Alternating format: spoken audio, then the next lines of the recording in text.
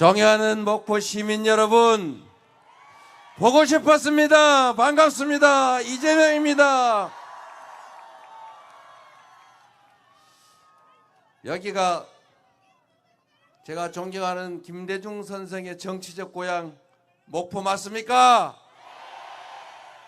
과연 김대중 선생이 왜 그렇게 큰 에너지로 그 탄압에도 살아남고 대한민국의 위대한 지도자가 됐는지 여러분을 보니까 그럴만했다, 그런 생각이 듭니다. 감사합니다, 여러분. 이재명! 이재명! 이재명! 오늘 사실은 광양에서부터 쭉 이순신 루트를 따라서, 이순신의 길을 따라서 쭉 오는 중인데, 다행히 오늘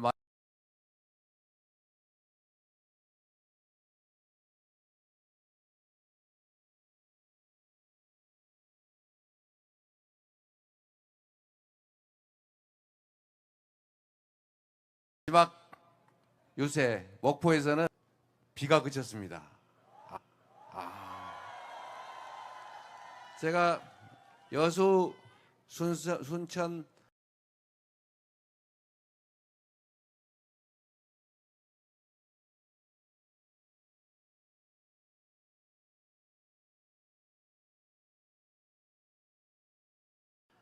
광양 이런 데서 말씀드릴 때는 비가 그렇게 장대비가 쏟아져 가지고 그렇게 막 다 젖어 버리는데, 제가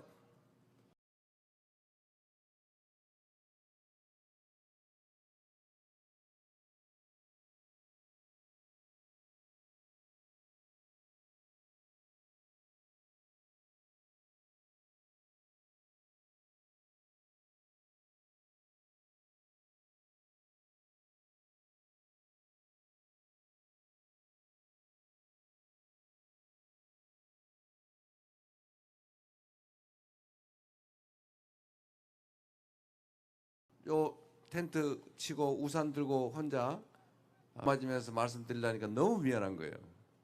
근데 여기는 좁아가지고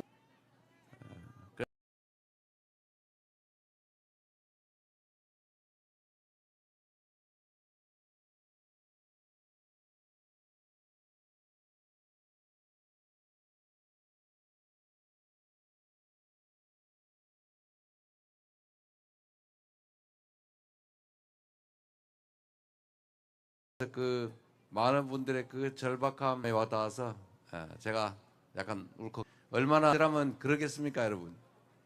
또 여러분 이렇게 많이 와주셔서 또 얼마나 간절하십니까?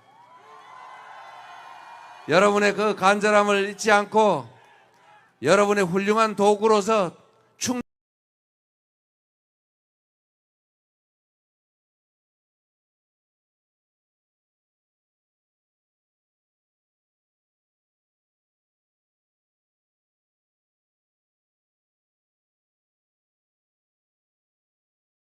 일꾼으로서 희망 있는 세상을 꼭 만들어서 대한민국을 제대로 만들어서, 아니 무슨 색깔이 파란 색깔이면 어떻고 빨간 색깔이면 어떻고 좌측이면 어떻고 우측이면 어떻습니까? 현실에 우리 국민의 문제를 해결하는데 가장 유용한 정책, 필요한 정책이면 하는 거죠. 안 그렇습니까, 여러분? 오히려 이런 편을 가르는 것은 사실은 우리 국민들의 입장이기보다는 사실 특정 정치 집단 또는 특정 정치 집단이 어떻게 되기를 바라는 특정 그룹들의 생각인 것이죠. 오로지 중요한 것은 국민들의 더 나은 삶인 것입니다. 정치는 현실을 개선하는 것이죠. 전들 제가 꿈꾸는 완벽한 이상적인 세상이 없겠습니까?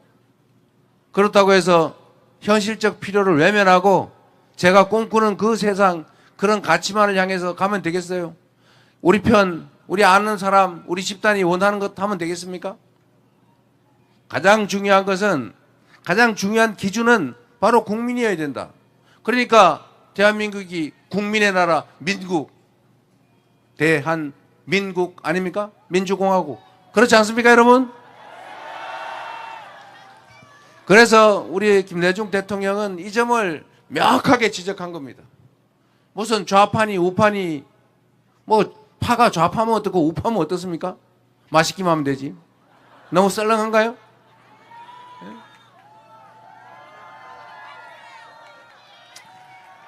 네, 왼쪽으로 오른쪽으로 갈 필요도 없고 똑바로 가면 되죠.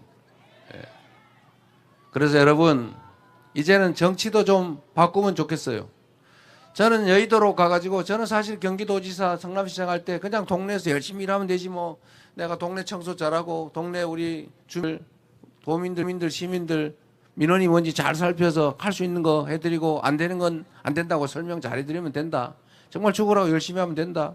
그래서 정부가 괴롭히면 좀 싸우기도 했지만 그냥 열심히 했는데 여의도를 가보니까 진짜로 정치를 하는 게 아니라 전쟁을 하고 있더라고요. 정치라고 하는 건 기본적으로 그래 네 입장도 있지. 내 입장도 있지. 그래 네 주장도 일부는 맞아. 그러나 내 주장도 일부는 받아들여줘. 타협하고 논쟁해서 최대한 간극을 줄인 다음에 도저히 안 줄여들고 결론을 내야 되면 뭐 싸울 거 뭐 있습니까? 그런 거 하라고 권력이라고 하는 걸 준 거죠. 그 권한 다수결에 의해서 딱 정리하고 깔끔하게 넘어가면 되는 것 아닙니까? 그러라고 여러분들이 투표한 거 아닙니까?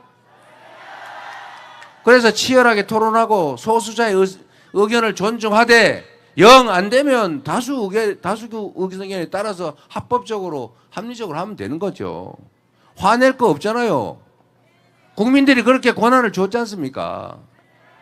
그런데 제가 보는 여의도 정치는 그래요. 자기 주장이 있어요. 안 굽혀요.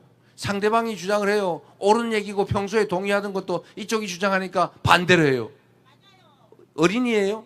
우리 어린이들도 그러지 않아요. 부모들이 네 그러면 안 된다 얘 이러면 네 이렇게 합니다. 얘가 5살짜리 무슨 반항아도 아니고 어느 쪽이 하면 그게 자기들이 원래 주장하는 건데도 바로 반대로 돌아서요. 이번에 상법 개정 같은 것도 그러잖아요. 자기들이 상법 개정해서 아니 경영권 남용 엉터리로 해서 주가 조작하는 거 놔두면 안 된다. 상법 개정하자고 자기들이 그랬잖아요. 우리가 하니까 또 반대해요. 이거 뭐 하자는 겁니까? 그리고 더 중요한 거는 그럴 수 있죠. 입장이 바뀔 수도 있으니까. 그런데 정치적 의제를 놓고 정책적 의제를 놓고 서로 다투면 아니 그거야 남의 일 아닙니까? 자기 개인 사업하는 거예요? 공직자 아닙니까? 개인 사업자들이 아니잖아요. 공직자가 하는 일은 공적 업무 즉 자기의 개인적 이해를 벗어난 타인의 일, 많은 대중에 관한 일입니다. 그러니까 그게 뭘 잘못돼도 자기 손해가 없어야 정상이에요. 잘 된다고 자기한테 특별한 혜택이 있으면 안 되는 거예요. 그러니까 자기가 추진하는 정책이 잘 안 돼도 화낼 필요가 없죠. 신경질 날 이유가 없잖아요. 자기가 하던 일 잘 된다고 뭐 그렇게 즐거워할 거 없어요. 떡 생기면 안 되는 거잖아요, 자기한테. 그런데 그러면 사실은 낮에 막 다투고 논쟁하다가도 저녁 때 되면 그거 다 털고 낮에 내가 좀 심하게 표현했나? 미안하네 동상. 사실 좀 그랬어 형님. 그리고 술 한잔 하고 털고 또 다음날 또 막 논쟁하고 그 결론 내고 이래야 되는 거 아닙니까? 이게 정치죠. 그런데 제가 여의도에 가보니까요. 진짜 미워해요. 진짜 싸워요. 전화도 안 받아요. 그리고 죽이려고 그래요. 제거를 해보려고 그래요. 제거를. 전쟁을 하고 있습니다. 전쟁. 대한민국의 정치는 사라졌죠. 대체 왜 이럽니까? 공사 구별이 안 돼서 그런 것입니다. 여러분. 공적인 영역과 사적인 영역이 뒤섞여 가지고 어떤 일을 하면 자기들한테 이익이 되고 어떤 일을 안 하면 자기들한테 손해가 된다고 생각하기 시작한 거예요. 정치가 사라져 버린 거죠. 공사 구별도 사라졌어요. 즉 권력을 남용해서 사적 이익을 추구합니다. 그 극단적인 형태가 뭡니까? 국민이 맡긴 총칼로 국민이 맡긴 권력으로 국민을 죽이겠다고 계엄을 선포한 거예요. 이게 말이 되는 말이에요. 말이. 동의가 별로 안 되세요. 동의대 박수 한번 치세요. 이렇게 돼버렸습니다. 이런 정치를 이제 바꿔야 됩니다. 저는 정말로 이해가 안 되는 것이 아니 무슨 국민들이 아니 다 합의해가지고 상대가 반대하면 아무것도 못할 거면 뭐하러 합니까? 그냥 쫙 나눠 갔지. 국회의원 의석 나눠 가지면 되잖아요. 그죠? 근데 국민들은 판단하잖아요. 아, 우리를 대표하는 사람은 이 사람으로, 우리를 위해서 국사에 대해서 투표권을, 결정권을 위임한다. 논의해서 안 되면 최대한 좁혀 오되 안 되면 다수결로 결정하고 따라줘야 되는 거 아닙니까? 이게 민주주의죠. 이게 사라졌습니다. 사라졌어요. 그리고 죽도록 싸우고. 제가 제대로 해주세요. 하려면 크게. 이재명, 이재명, 이재명, 이재명. 제가 작년 12월 3일 밤에 침대에 누워있다가 제 아내가 영상을 딱 보여주면서, 여보 이거 뭐 계엄을 한대. 이 사람이 장난하나. 장난하지 마요. 저는 막 보여준 거예요. 딱 보니까 진짜 계엄 선포를 하고 있어요. 저는 딥페이크인 줄 알았어요. 가짜 영상. 근데 진짜였던 겁니다. 제가 있을 수 없는 일 아닙니까? 그런데 일은 벌어졌어요. 제가 딱 떠오른 게 광주 민주화 운동이었습니다. 큰일 났다 이거. 우리 국민들이, 이 수준 높은 국민들이 윤석열 대통령이 계엄 선포해가지고 친위 쿠데타 해가지고 내가 군대로 이 앞으로는 국정을 장악하겠다. 앞으로 영장 없이 체포하겠다. 표현의 자유 금지 이러면 국민들이 아, 네. 앞으로 찍소리 안 하고 이러고 살 것 같습니까? 더 저항할 거고, 저항하면 가만 놔두겠어요? 충돌하겠죠. 엄청난 경우에 유혈 사태가 벌어질 것 같은 생각이 딱 들었어요. 그래서 제가 잡혀가가지고 어디 갇히든지 아니면 쥐도새도 모르게 죽을지도 모른다는 생각 다 하고 가면서 이 위기를 극복할 수 있는 유일한 길은 우리 국민이 직접 나서는 거다. 그래서 제가 방송으로 와달라고 부탁했어요. 이재명, 이재명, 이재명, 이재명, 이재명. 그리고 그때 딱 떠오른 게 광주 민주화 운동 당시에 그 새벽에 이 광주 시내를 다니면서 차 타고 방송하던 그분들 있잖아요. 그분 중에 한 분이 경북 안동에서 홍어 장사하고 계시던데 그분이 딱 생각이 났어요. 도청으로 와달라. 계엄군이 쳐들어온다. 믿을 게 국민들밖에 없는데 역시 우리 위대한 국민들이 그렇게 발빠르게 계엄군보다 더 빠르게 국회를 에워싸가지고 장갑차를 다 막아버리지 않습니까? 이재명, 이재명, 이재명. 누가 자꾸 이러는 거예요? 그런데 여러분, 이 위대한 국민들이 위대한 대한민국을 끌어가고 있지 않습니까? 지금 이 자리에 계신 여러분도 바로 그 역사의 증인들입니다. 이 대한민국 국민들은 참으로 위대한 사람들이에요. 여러분 생각해 보세요. 역사적으로 물론 이 기득권자들이 언제나 그 사욕으로, 그 무능함으로, 무책임으로 우리 공동체, 국가의 위기를 초래하면 다 힘없는 백성들이, 국민들이 나서서 그 위기를 이겨내고 수습했어요. 그 오랜 군사 정권도 사실 5.18 광주 민주화 운동 그 당시는 아니지만 결국 그 5.18 민주화 운동을 통해서 수백 명의 사람들이 죽어가면서 결국 이겨냈지 않습니까? 이번 계엄도 결국은 그때의 경험, 다시는 그런 일이 생기면 안 된다는 그 각오, 그리고 결국은 처벌되더라 라고 하는 경험. 그래서 군인들이, 중간 지휘관들이 야 이러다가 나 나중에 평생, 나중에 한 20년 지난 다음에 잡혀가지고 나 감옥 가는 거 아니야? 무서웠겠지요. 젊은 병사들, 내가 왜 이걸 해야 돼? 이 MG 병사들 말 안 듣는다는 거죠. 태업, 어기적 가요. 돌격을 해야 되는데 라면 먹으러 갔어요. 이게 사실은 저항한 것이죠.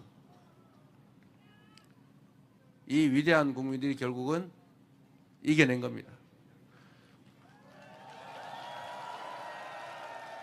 박근혜 정권 때도 마찬가지로 우리가 촛불을 들고 이겨내지 않았습니까? 그리고 우리 대한민국 국민들은 우리 광주에서 잘 보여줬는데, 경찰, 군대가 다 철수를 하고 나면, 공권력이 철수하고 나면 보통 다른 나라 가면 어떻게 돼요? 약탈, 폭력, 방화 수없이 벌어지는데 전혀 폭력 사건 한 건 없이 집에서 있는 거 다 싣고 나와가지고 다 나눠 먹어요. 그런데 이번에 여러분도 보시지 않습니까? 선결제. 내가 그 자리는 못 가지만 밥이라도 차라도 따뜻한 음료수라도 나누세요 라고 수백 명분, 1000명분, 2000명분 선결제 해놓지 않습니까? 그게 광주의 주먹밥이 진화한 거죠.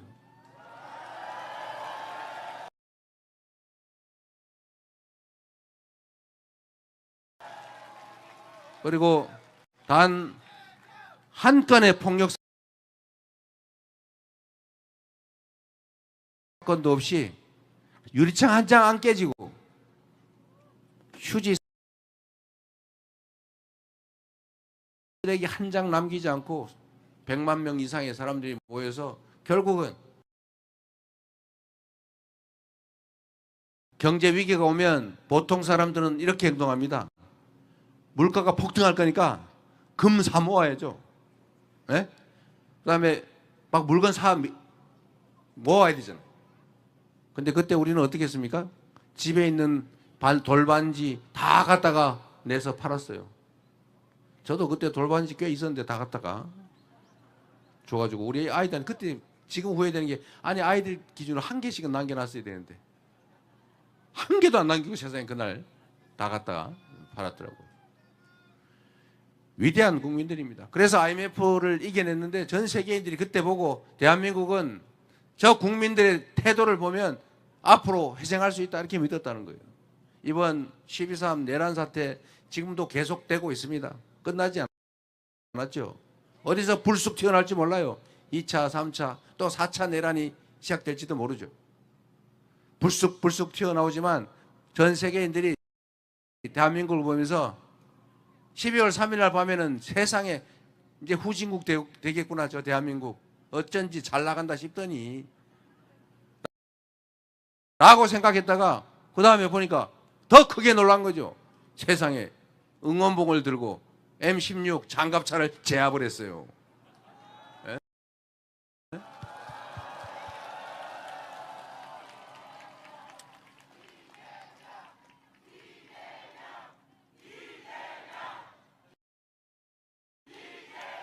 국민의힘이라고 하는 정당이 지금, 제가 남 얘기를 잘 안 하는 편인데 좀 웃기잖아요. 미안하다고 해야 되는 거 아닙니까? 잘못했다고 석고 대죄해야 되는 거 아닙니까? 후보를 내면 죄송합니다, 앞으로는 절대 안 그럴 후보를 내겠습니다 해야 되는 거 아닙니까? 그런데 제가 오늘 오면서 뉴스를 보니까 세상에 광주 5.18 민주화 운동이 지금 며칠 남았습니까?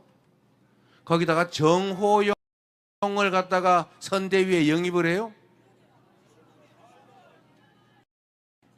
정호영을. 그 공수부대 사령관 아닙니까? 또 내란 수계 윤석열의 1번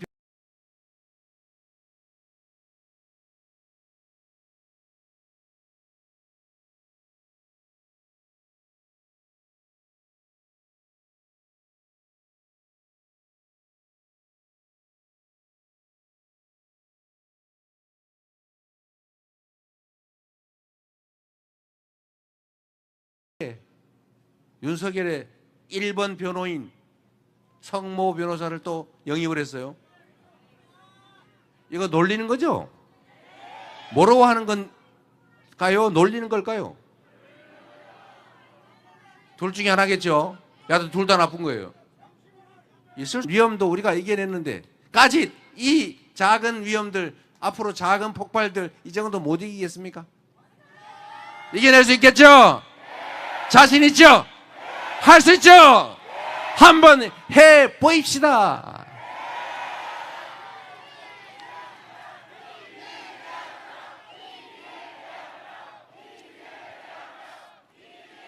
우리 존경하는 김대중 대통령께서 정말로 위대한 일을 해냈지 않습니까? 최초의 평화적 정권 교체. 얼마나 힘들었겠어요. 그리고 노무현 대통령이 돈 안 쓰는 정치 가능하게 만들었잖아요.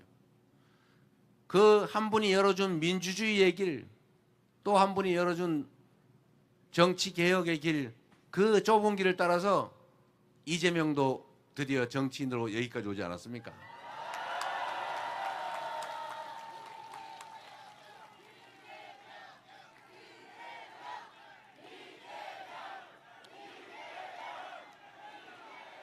조금 전에 인동초, 우리는 고향에서 인등꽃이라고 그랬는데 인동초 선물을 받았습니다. 아마도 인동초라 불리시던 우리 김대중 대통령 생각에 나도 그렇게 따라가라 이런 뜻으로 준 선물이겠죠. 그래야죠. 그러나 그 거인에게 제가 어떻게 비교하겠습니까?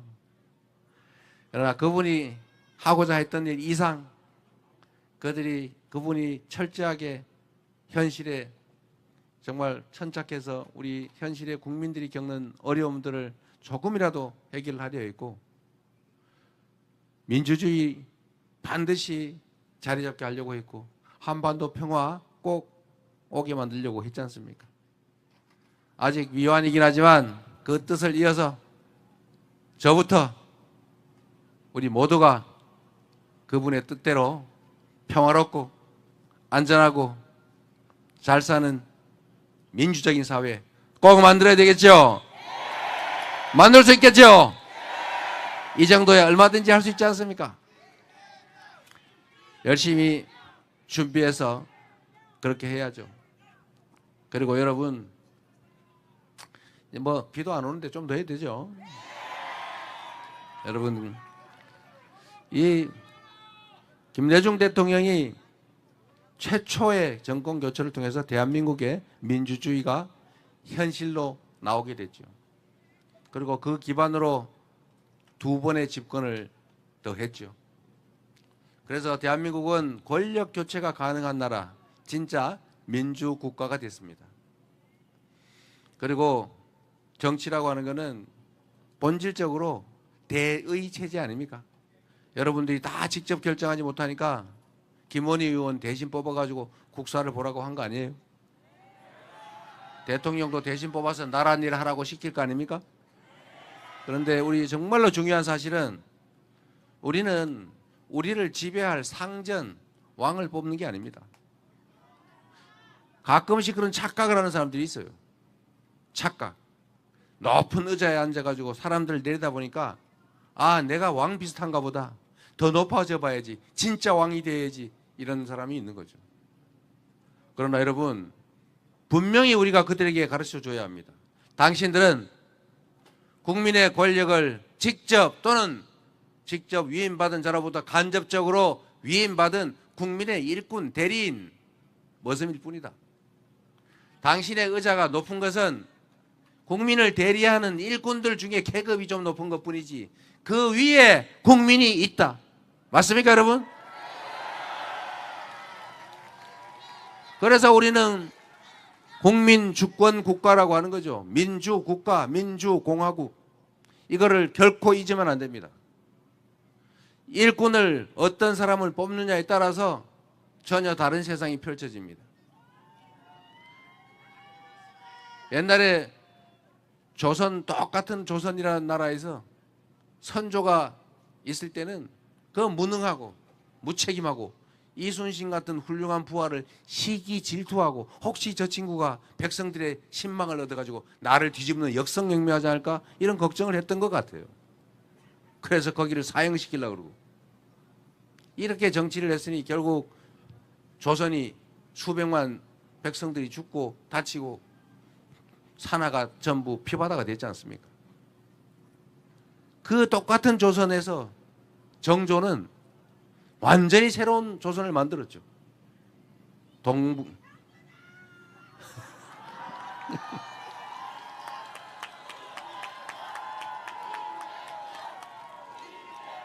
뭐 그렇게 봐주시면 감사드리고 그렇게 되려고 노력은 합니다.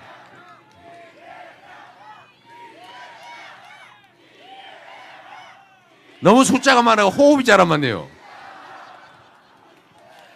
여하튼 정조는 조선을 동북아시아 최고의 나라로 만들었어요. 똑같은 조건에서. 저도 자신합니다, 여러분. 대한민국 5,200만 국민들이 위임한 권력을 대한민국 정부가 행사해요. 여러분이 낸 연간 국가재정 680조 원을 정부가 집행해요. 이 엄청난 권력과 예산을 제대로 효율적으로 국민과 국가만을 위해서 쓰면 얼마나 좋은 나라 되겠습니까? 똑같은 성남시 공무원들, 똑같은 성남시 재정 여건에도 전임 시장은 몇천억의 빚을 졌지만 저는 4년 만에 그 몇천억 빚 다 정리하고 성남을 가장 전국에서 잘 사는 도시로 인정받는 도시로 만들었습니다. 경기도는 갑자기 대선에 불려 나오는 바람에 3년밖에 못 있었지만 똑같은 공무원들 가지고 전국 1위의 도정평가를 받았습니다. 민주당 특정 보수 언론이 맨날 안에서 치받고 싸우는 거, 아 잘한다 박수 쳐주니까 맨날 찢어 발겨가지고 싸움이나 하고 저게 무슨 당 되겠냐, 저래 가지고 무슨 나라 살림 하겠냐, 당원들하고 관계없이 편짜 가지고 맨날 개파 싸움이나 하던 그런 당, 이제는 당원 중심의 민주적인 정당으로 총선도 압승하고 수권 능력도 확실하게 인정받는 훌륭한 정당으로 바꿔놓지 않았습니까, 여러분? 이재명에게 국정을 맡겨주면 지금과는 완전히 다른 새로운 대한민국을 만들어서 여러분께 보여드리겠습니다. 한 명의 지도자, 한 명의 리더가 어떤 일을 할 수 있는지, 어떤 성과를 만드는지, 어떤 변화를 만들지를 확실하게 증거로 보여드릴 테니 기회를 주시기 바랍니다. 자신 있습니다.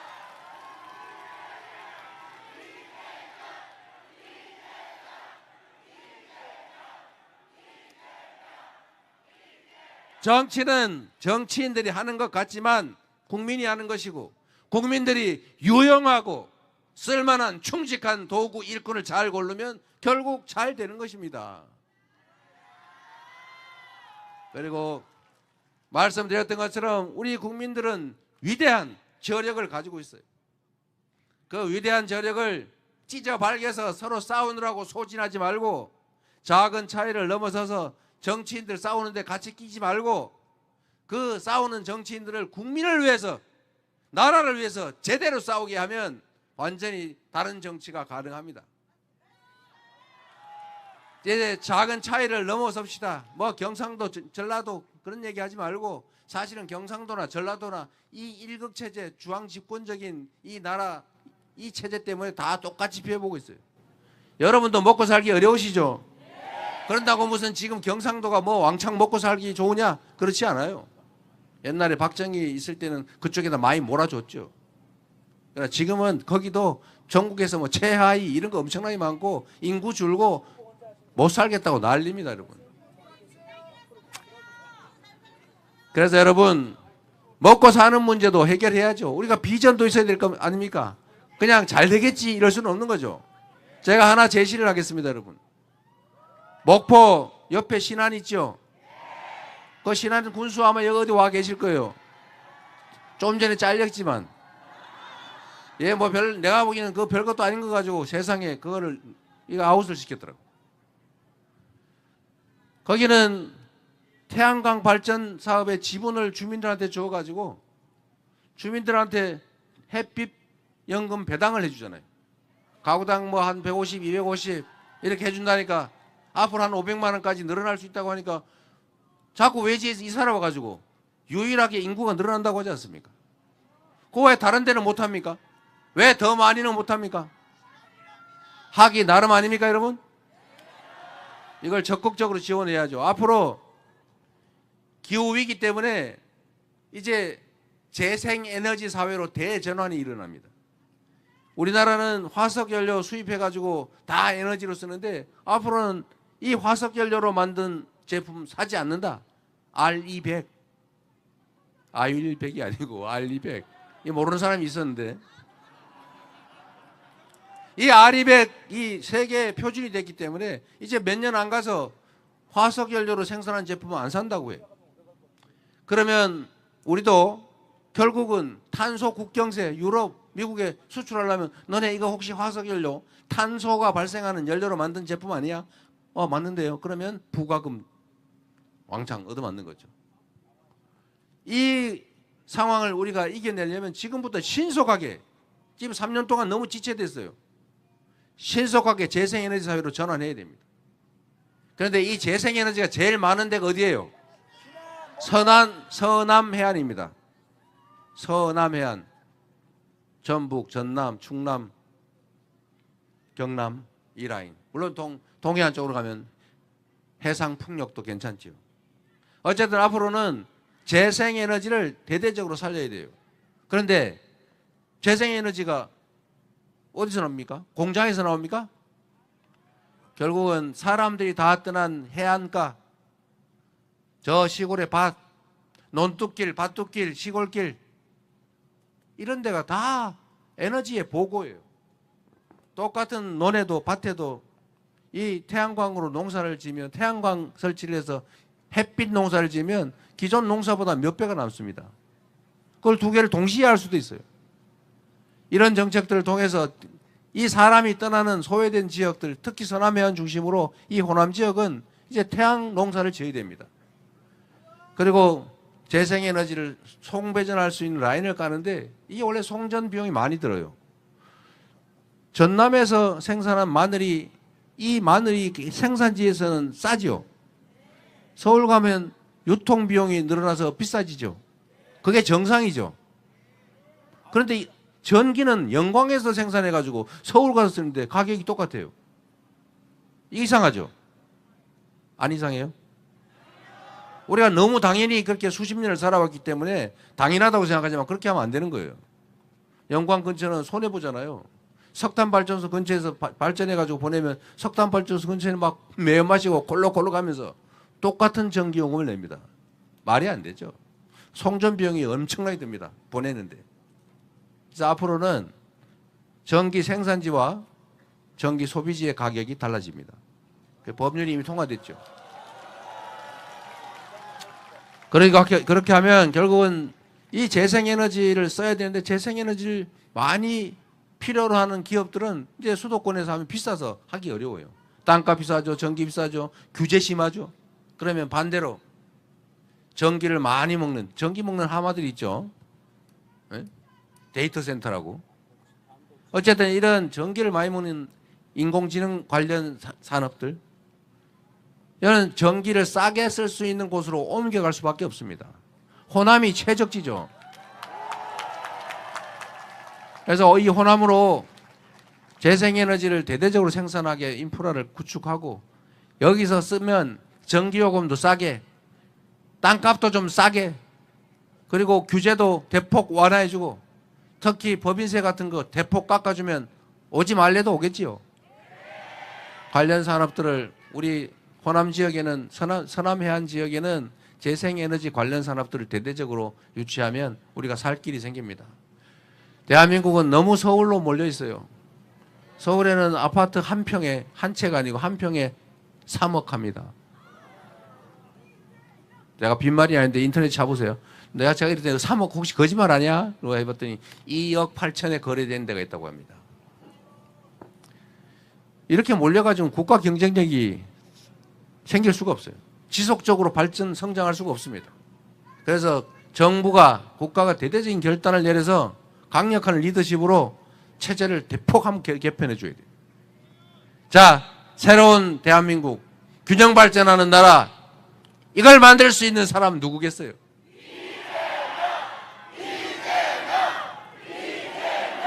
그래서 여러분도 힘을 내십시오. 힘을 내고 희망을 가지고 함께 사는 세상 같이 만들어 봅시다. 좌절하지 말고 지금 우리에게 기회가 왔습니다. 비 온 뒤에 땅이 굳어진다는데, 위기가 곧 기회라는데, 이번에 우리가 새로운 출발을 한번 같이 해보십시오. 이재명!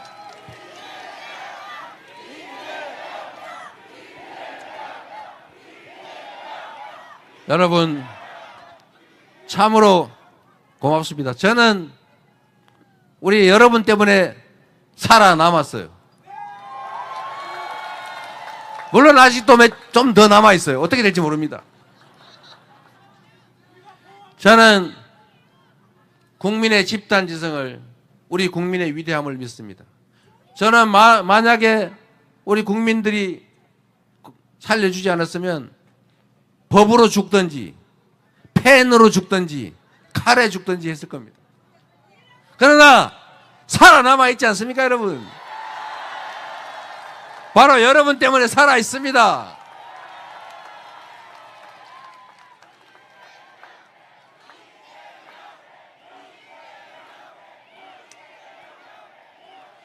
그리고 선거 결과를 자꾸 누가 낙관하면서 엉뚱한 소리 하던데, 그거 상대방의 작전일 수도 있어요.